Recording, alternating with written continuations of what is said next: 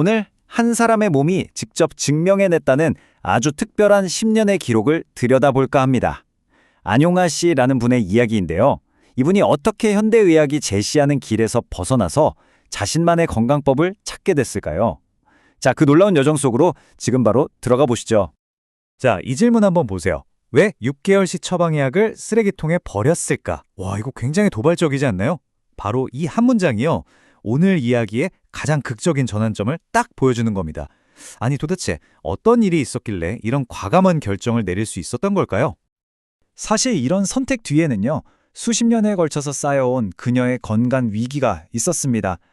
그녀의 삶이 어떻게 이 결정적인 순간까지 오게 됐는지 그 시간을 한번 거슬러 올라가 보겠습니다.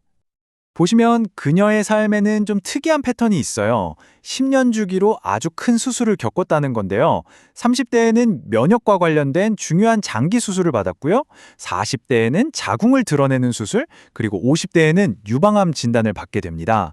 정말이지 마치 예고라도 된 것처럼 10년마다 건강에 엄청난 위기가 닥쳐왔던 거죠.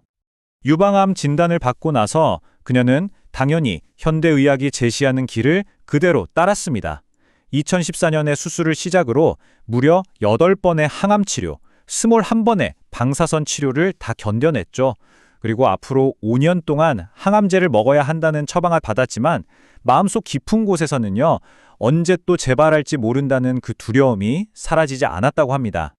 바로 그 끝이 보이지 않던 불안감 속에서 그녀의 건강, 아니 어쩌면 인생의 방향 자체를 완전히 바꾸어 놓을 운명적인 선택의 순간이 찾아옵니다.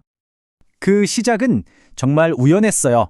도서관에서 발견한 책 한 권, 제목이 의사가 필요 없어지는 자연건강법 59가지였답니다. 이 책 한 권이 전화 상담으로 또 제도 캠프 참여로 이어졌고요. 그리고 바로 그곳에서 자연의학계의 거목으로 불리는 김재춘 박사를 운명처럼 만나게 된 거죠. 여기서 이 두 가지 관점의 차이를 이해하는 게 아주 중요해요. 이 책에 따르면 현대의학은 주로 증상을 치료하는 데 집중하잖아요. 반면에 자연의학은 질병의 근본 원인이 뭘까? 그걸 찾으라고 한다는 겁니다.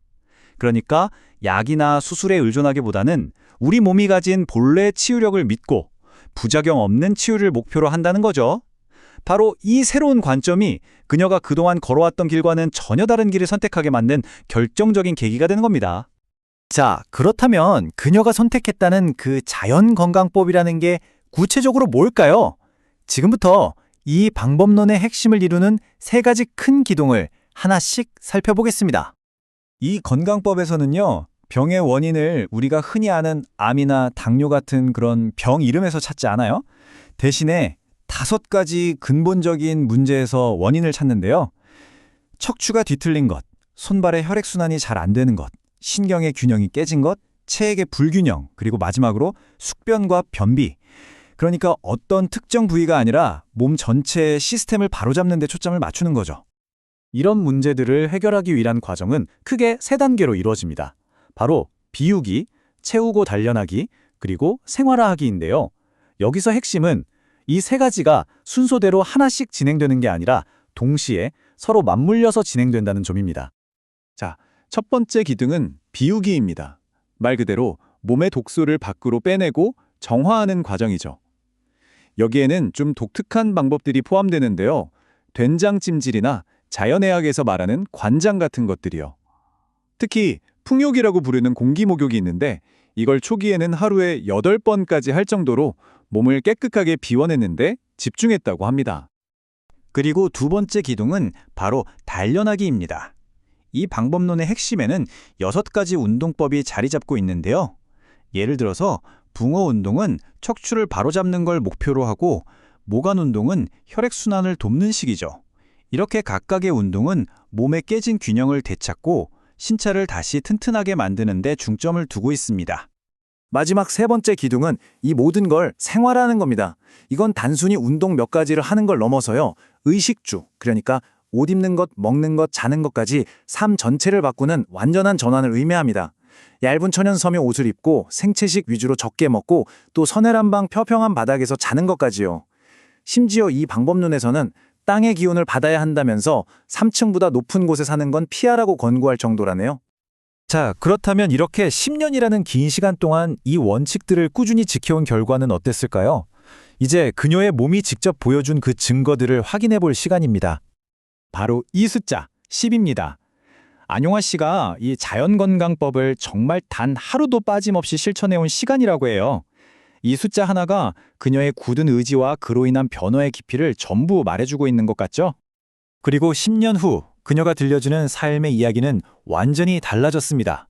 그녀의 증언에 따르면 다행히 암은 재발하지 않았고요. 47kg이라는 체중을 몇 년째 쭉 유지하고 있다고 합니다. 그런데 무엇보다 가장 큰 변화는요. 자신의 경험을 바탕으로 이제는 다른 사람들을 돕는 새로운 삶의 목적을 찾았다는 점, 바로 그게 아닐까 싶습니다. 이 방법론에 대한 지지자들의 확신이 얼마나 강한지는 그녀의 멘토인 김재춘 박사의 주장에서도 엿볼 수 있습니다. 그는 심지어 말기암 환자라고 해도 자연건강법을 제대로 실천하면 70% 이상 살아날 수 있다고까지 주장하거든요. 자, 이제 그녀의 이야기에서 한 걸음 더 나아가서 우리 자신에게 질문을 던져볼 시간인 것 같습니다. 과연 우리 스스로를 지키는 힘은 어디에 있는 걸까요? 이 자료에서는요, 우리의 선택지를 두 개의 캠프로 나눠서 보여줍니다. 하나는 병이 생긴 다음에 그걸 관리하는 질병 캠프, 그리고 다른 하나는 애초에 병에 잘 걸리지 않도록 몸의 회복 탄력성을 기르는 건강 캠프. 여러분의 삶은 지금 어느 쪽을 베이스 캠프로 삼고 계신가요? 그리고 이 이야기는 우리 모두에게 마지막으로 이런 묵직한 질문을 던집니다. 만약 또 다른 팬데믹이 온다면 당신은 무엇으로 스스로를 지키시겠습니까? 이 질문에 대한 답을 각자 한번 생각해 보시면서 오늘 이야기를 마무리할까 합니다.